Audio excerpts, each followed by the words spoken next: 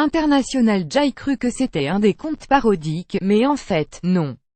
Voici la réaction qu'ont eu nombreux internautes en découvrant le tweet posté par Donald Trump à 1h48 du matin heure française, dans la nuit du 11 au 12 novembre. Au Vietnam, dans le cadre de sa tournée asiatique, le président des États-Unis s'est effectivement adonné à passe-temps favori, et une fois de plus, cela pourrait avoir des répercussions majeures.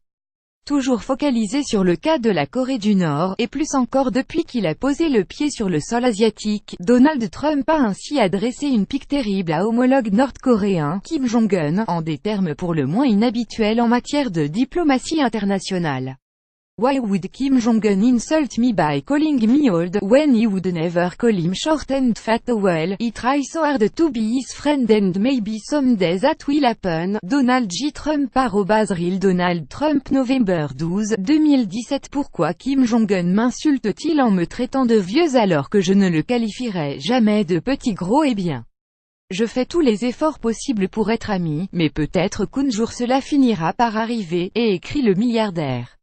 Interrogé sur ce message au cours d'une conférence de presse donnée à Hanoï, au Vietnam, le président américain a préféré insister sur la partie positive de tweet, affirmant qu'il avait réellement des velléités de rapprochement et d'amitié avec Kim Jong-un.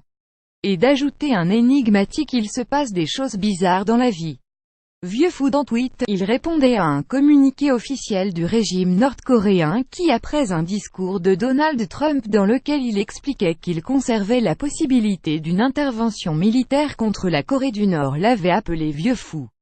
Dans le texte, le ministre nord-coréen des Affaires étrangères expliquait ainsi que les remarques irréfléchies d'un vieux fou comme Trump ne nous effrayeront jamais et ne pourront pas nous arrêter. En septembre, c'est le président américain qui avait déclenché ce petit jeu en ironisant au sujet de adversaires et des multiples tests nucléaires effectués par le pays, qualifiant Kim Jong-un de Rocketman. Finalement, la seule chance d'éviter un conflit d'ampleur dans la région est peut-être qu'Emmanuel Macron intensifie ses leçons en gazouillis auprès du président américain. Lire aussi: Poutine assure qu'il n'y a pas d'ingérence russe, et Trump le croit totalement. Même les stars de la country se mettent à troller Trump. La petite leçon de Macron à Trump sur l'usage de Twitter. Pour suivre les dernières actualités en direct sur le HuffPost, cliquez ici. Tous les matins, recevez gratuitement la newsletter du HuffPost. Retrouvez-nous sur notre page Facebook. À voir également sur le HuffPost. Plus États-Unis, Corée du Nord, Donald Trump International, Kim Jong-un Twitter. Envoyez une correction.